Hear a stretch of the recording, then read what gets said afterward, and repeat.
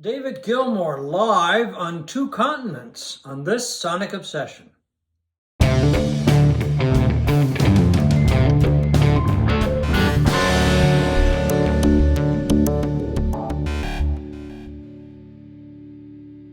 Hello, folks. I'm John Whidden. Right there is Steve McLeod, and we're both back from seeing David Gilmour on two continents. I went to the UK. Steve went to New York.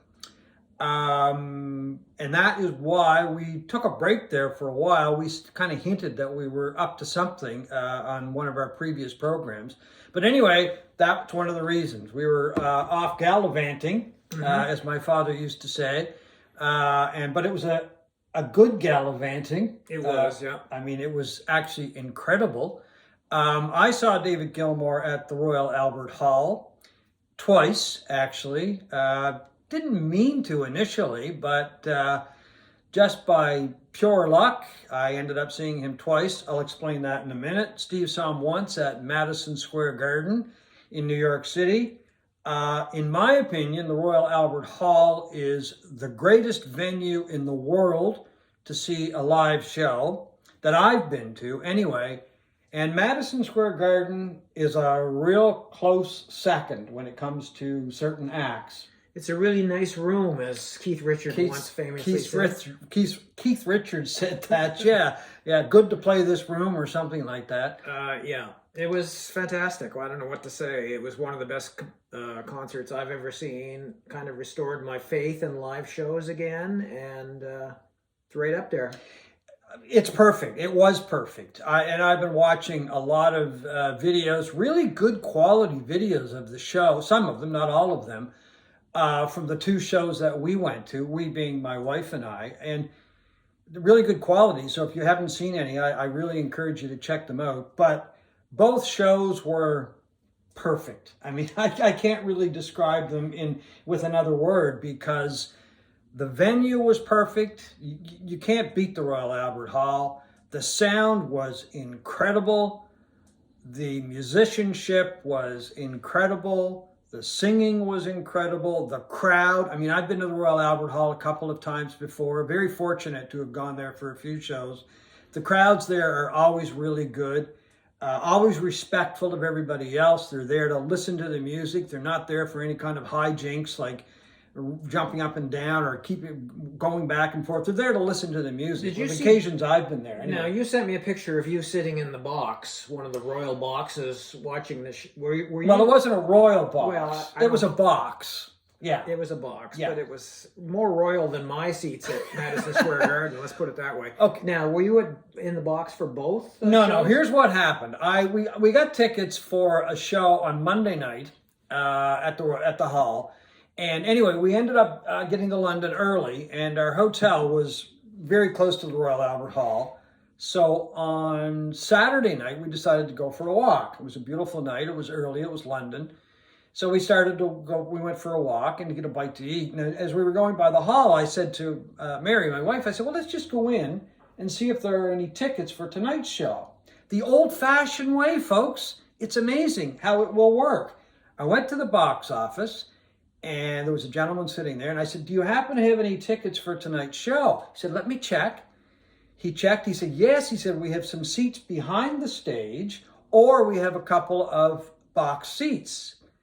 We're like, well, don't have to debate that very long. We'll take the box seats, of course. So we ended up with two seats in a box. There were four other seats that I believe in the box. When we got there was nobody there, so we were all by ourselves. In the end, four more people did come in. There was a young couple from Mexico that were really friendly, and the guy was a huge Pink Floyd, David Gilmour fan, and he was actually off to LA to see Gilmour after London. So we, talked a little bit during the show, but of course we were paying attention to it. So anyway, that's the first night. So, I mean, we just were blown away by how good these seats were. A couple of nights later, we went to the show that we did have tickets for, and the seats were just down a little and over a little, but they too were incredible. They actually might have been at a better angle, but it's hard to say which were better. We enjoyed both shows immensely, and a huge part of it were the seats, and the sound was just incredible as far as that goes. Yeah, the sound. So that was just pure luck. So if you're ever somewhere and you want to go to a show and you happen to be by the venue, drop in, because I've done that a couple times over the Yeah, years. you've been very successful doing Yeah, that. doing that, and it works. And it's so much easier sometimes than trying to buy stuff online. I mean, that can be arduous and frustrating. So we walked in just as the show was beginning, the first night, and we got the tickets. We were sat down. We were seated, rather, 5-10 minutes, that kind of thing. So we might have missed, half a song, if that. Well, we did not have box seats, my wife and I, but our seats were quite a ways from the stage. But the sound in that building, Madison Square Garden, was incredible, and the visuals with the light shows and that. I mean, I don't know what, I know they had a $1 billion rehab of Madison Square Garden, probably in 2011 or something. It took 3 years. Yeah. They must have done something to the acoustics, because it was incredible. It's one of the best sounding shows I've ever been at. One of the best sounding shows in a hockey arena, like we typically see in North America. These concerts are in these hockey. Well, some of them are terrible. Some of them are great. The sound in Madison Square Garden was amazing. Well, we were there a few months ago for Pearl Jam. Yeah. And I think I told you the sound then was incredible. I mean, and that was a fantastic show as well. I've had a really good run of tremendous shows, but I agree with you. The sound at Madison Square Garden for basically a hockey rink is amazing. I mean, whoever designed Madison Square Garden, and then when they did renovations, I mean, they just did it perfectly. But just back to Gilmour, what I really liked about the shows is that he was playing a lot of new stuff. In fact, he did the new album, but then he mixed in with some old solo stuff and some Pink Floyd stuff, and it was a really good mix, I thought, right? And there was some trepidation, I think, earlier when he announced the tour about how much, well, people were a little nervous that he may not do much Pink Floyd he said stuff. he wasn't planning on doing it. Yeah. Initially. And then, obviously he realized that people want to hear some of that. And I'm glad he did, because I think the third or fourth song he did was Breathe from Dark Side of the Moon. Yeah, it was early on. And he did an amazing reworking of the Great Gig in the Sky, with the Webb sisters, Louise Marshall and his daughter, Romany, on vocals. And then Louise Marshall played piano as well. I mean, I don't know if anybody can ever replicate Claire Torrey from Dark Side of the Moon, but boy, they just did a tremendous job. I mean, I was like, I was getting goosebumps with how good they were. But that was the other thing with this show. Those four singers added something that just gave it an ethereal quality, I guess. It was just beautiful to hear the women singing. And Romany Gilmour did a couple of tunes with her dad. And she's got a tremendous voice. I mean, I wasn't really sure about her voice. Very pure, unaffected kind of voice that she was wonderful. And there was great emotion in the concert, I found too. I don't know about you, but just the obvious love and pride that David Gilmour had for his daughter. Oh, by all means, it was palpable. They were always looking at each other. They were hugging between songs and stuff, and it was really quite amazing. Well, big smiles on their faces. They were really having a really good time. But everybody else in the band was having a really good time as well. I mean, Ben Worsley on guitar was amazing. The second guitar player and also the second pedal steel player. He was amazing. Yeah, and one of the younger people in the band. Yeah. And he and Romany a couple of times were really getting into it. Like, she was on one side of the stage, he was on the other. Yeah. So I got a kick out of watching the young ones, as I'll call them, really get into it and having a great time. But he's a fantastic musician. Yeah. But as I get older, I find when you go see some of these legacy acts from before, I get very emotional. Like, it's the feeling of mortality, that they're not going to be around much longer. We're not going to be around much longer. True. And their music meant so much in our lives. And to see a guy like Gilmour, who, I was lucky enough in 1994 to see Pink Floyd on their last tour, the Division Bell tour, and that was an amazing experience. The sound was incredible for a giant outdoor show in Toronto. But this was even better. I think this was a better concert. Oh, really? I was going to ask you about that. I'd never had the opportunity to see Pink Floyd. I've seen Roger Waters in concert, but never Pink Floyd. Well, I think it's because Luck and Strange is such a strong album, you know. Oh, yeah. I mean, it's probably the album I've played the most this year. It's definitely going to be in my top 10 for sure. If not at the top, it'll be near the top. And then I'm enjoying this album so much, and to see them replicate that on stage was just an amazing experience. Well, it was. What was your highlight? Oh boy, there's too many. I'm one of those people that I really like Adam Hart Mother. There's a lot of people don't like it. And he did Fat Old Son, and he's been doing it for years. That was fantastic. It was amazing. I mean, it wasn't a whole lot longer than the recorded version, but there was a real energy that just kept building and building and building to the end. That was a highlight. It was one of the most rocking songs. Yes, during the night. And the concert was about almost 3 hours, I guess. It was like 2.5 or something. Yeah. To be honest with you, I wasn't paying much attention. We were just having such a good time. But let me think. Your Fat Old Son was great. Sorrow was amazing. Sorrow was my highlight. Yeah. This incredible song from not a terribly great album, Momentary Lapse of Reason, which came out in 1987 and was the first album without Roger Waters in it. But he came out, it opened the second act of the concert. There was a 15 or 20 minute intermission. And it begins with that incredible guitar intro by David Gilmour. And to see him replicate it and hear him replicate it live with his fat, thick solo, and just you could feel it in your chest. Just hitting you in your chest. That was a highlight for me. That was incredible. I was watching him. I mean, on the stage, obviously, but on the screen, and the things that he was doing with his fingers during Sorrow and other numbers, I was just, it was incredible.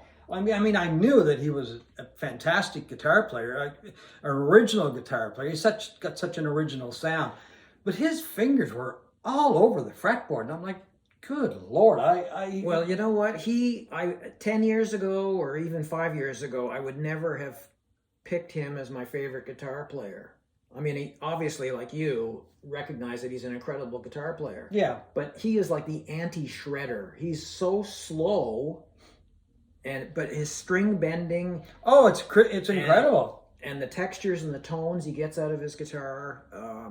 I think I think I can easily say now that he's the guitar player that I enjoy the most. Right now he is, because it's so fresh in my memory. Yeah, I mean there are other guitar players that I don't know. Are they better? I don't know. Well, certainly most of them are faster than him. Oh yeah, but I mean he takes his time with solos. They build slowly, and that's what I like about the new material, because a lot of the new material on Luck and Strange is.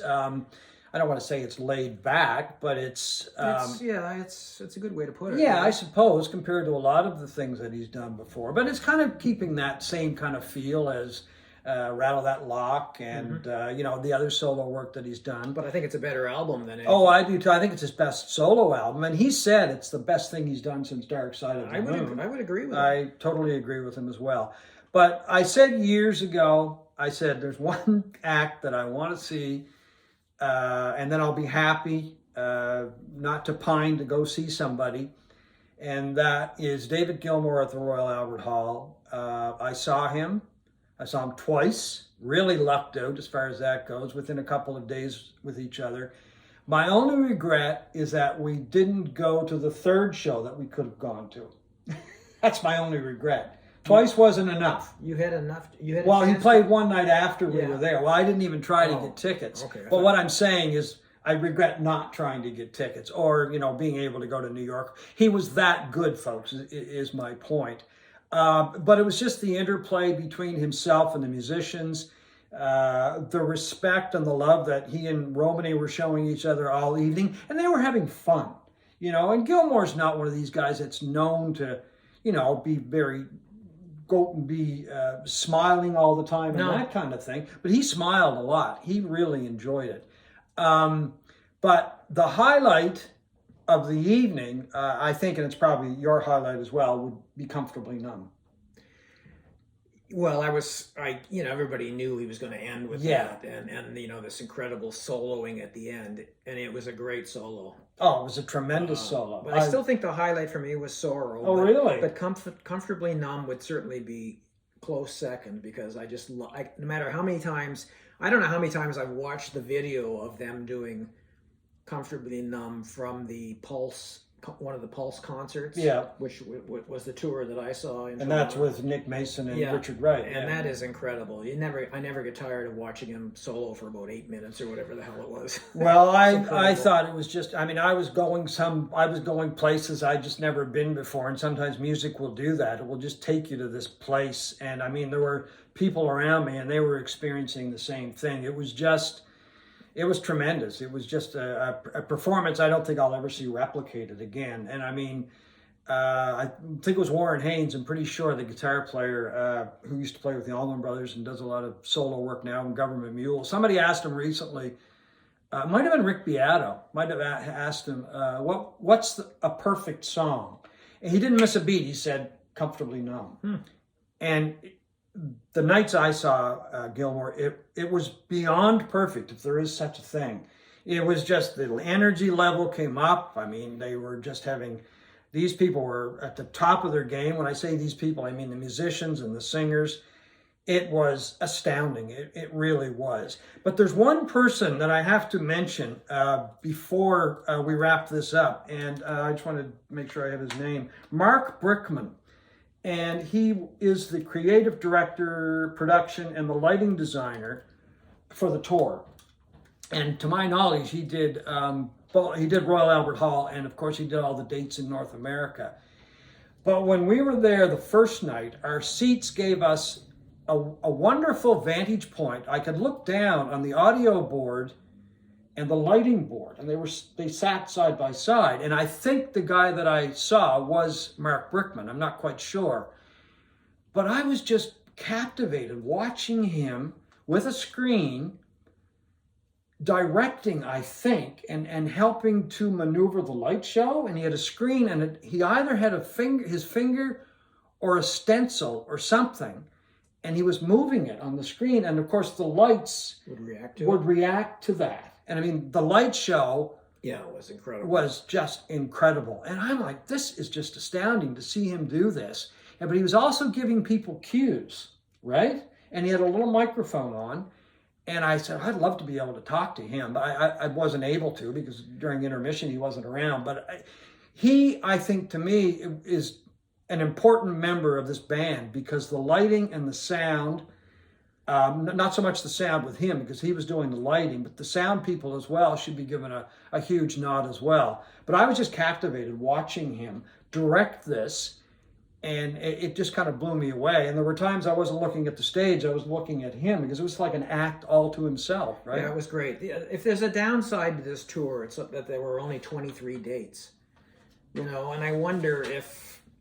Well, Gilmour's 78 years old, 78, I believe. and yeah. he does what he wants to do. But I do wonder what a lost opportunity for more people to see this concert, and maybe for the last time, who knows? Well, maybe they'll do more dates eventually. I don't know. He says that he's going to be recording soon. I mean, Luck and Strange came out not long ago, and he says he's going to get right back at it and give us another album. So I hope more dates. I mean, if so, I'm there, Anyway, to me, it was perfect. Both nights were perfect. Everything just came together, and that's one check I have to make on the bucket list. But if he tours again or does a couple of dates, I'm there, because it was just an incredible 2 shows that we saw. Well, mine was incredible too. I wish I'd seen 2, but I'll settle for 1. Well, maybe next time. But I saw Pink Floyd, and you didn't. Well, there you go. Yeah, I saw Roger. yeah. I saw Roger Waters. Oh, that's so true. There you go. Yeah. So anyway, just before we leave, we wanted to comment briefly on the comments we got about our last show. Did we really get ripped apart by some people? Well, you know what? I thought, did we actually mistakenly do a review of a Taylor Swift show or something, and the Swifties were out in full force? That's what it felt like, the pummeling that we took And you know, it was It was the Crosby, Stills and Nash live album from '69 that just came out. I don't know, about a month or so ago, and neither one of us were crazy about it. I was a little bit more enthusiastic about it, I guess you could say, than Steve. He was a thumbs down. I was a thumbs sideways. But boy, did we ever get roasted by a few people. Crotchety old men. Well, it's the ageist thing that bothered me. It's like, well, of course we're old. We lived the classic rock experience in real time. Yeah. And if you're lucky enough, you end up being old. I mean, we've had our challenges health-wise. Sure. Well, Dave Gilmour's 78. Yeah. I'm 68. So, I mean, I'm 69. I can still talk about music. If he can play it, I can still talk about it. Yeah. Right? And I do know a little bit about music. And I can't imagine there's too many people, Gen Xers out there, that are chomping at the bit to hear the latest Crosby, Stills, Nash and Young live recording from 55 years ago. Yeah, exactly. It was amazing. The vitriol, some of the people, and it was like, okay, well, at least we got some reaction. Well, that's the other thing. We got a lot of good reaction. I shouldn't say it wasn't good, not all of it. Some people agreed with this, but anyway, we got a lot of likes. So somebody and our subscribers went up. We got about 50 new subscribers. So to you all. Okay. Anyway, keep watching. Keep the comments coming. Keep watching. I got a kick out of it. I thought it was funny in many respects because neither one of us, as I said, were all that crazy about the album. And some people, it's almost like they took the fact that we didn't like it personal. Well, I thought maybe they were family members of some of these musicians. But anyway, it was fun. Yeah, it was fun. So anyway, keep the comments coming, whether you like it, our videos, or don't like them. I mean, I don't care. I just like to hear from people, and I get a kick out of it, really, to be honest with you. So, but both of us, sky high for David Gilmour live. Just an incredible performer. Thank you very much, Dave, for those 2 nights in London. I'll never forget them. I'm looking forward to the video. I've heard that you filmed Italy, and that might come out. I'm hoping that you're going to put out one of the 2 nights that Mary and I saw you in London. That's my push for that. The other thing I do want to mention is Rick Beato, who I watch quite a bit. I really like Rick's videos.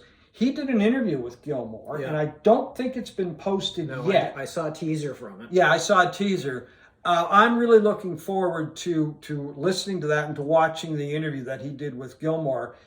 So I will encourage anybody to watch that whenever it's posted. It's Rick Beato's channel, and it's an interview with David Gilmour. I would encourage you to watch any of Rick's videos because I think they're tremendous. Yeah. But anyway, folks, that's it. That's our look back at David Gilmour, and keep the comments coming. Subscribe if you like. Just don't call us old, okay? Anyway, thank you for watching this Sonic Obsession.